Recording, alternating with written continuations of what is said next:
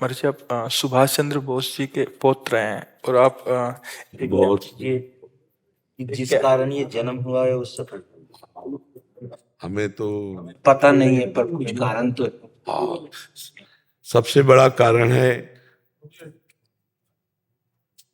कि हमको अगला जन्म ना हो। अगर हो तो राष्ट्र के लिए हो, सही बात। देश के लिए हो, समाज के लिए हो, अपने लिए ना हो। यही सबसे बड़ा कारण। जो अपने लिए करते हैं वो स्वार्थ की वासना में बन जाते हैं।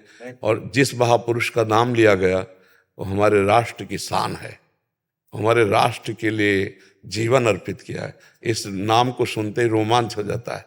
जैसे सुभाष चंद्र बोस, चंद्रशेखर आजाद, भगत सिंह, इन नामों को सुनते ही हृदय में एक नवीन ताकत पैदा होती है। कैप्टन बत्रा जी थे जिन्होंने देश कारगिल लड़ाई में उनका शहीद हुए थे, आप उनके पिताश्री हैं। बहुत सुंदर, बहुत सुंदर, धन्यवाद।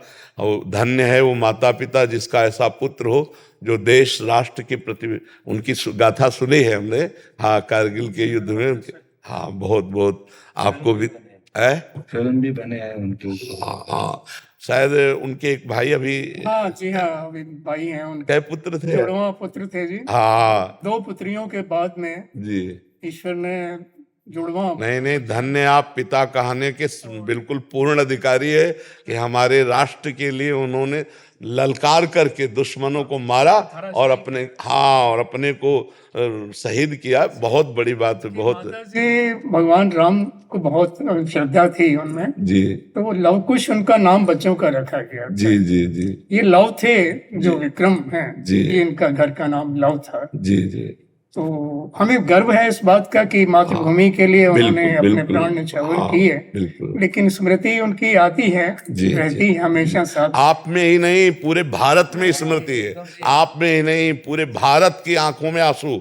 जब उस बात को देखा जाता है ना तो ऐसे देखा जाता है जैसे मेरा भाई, मेरा जन। ये मतलब आप इतना सौभाग्य समझिए कि हमारा पूरा भारत उनकी स्मृति के लिए, हाँ, पूरा भारत।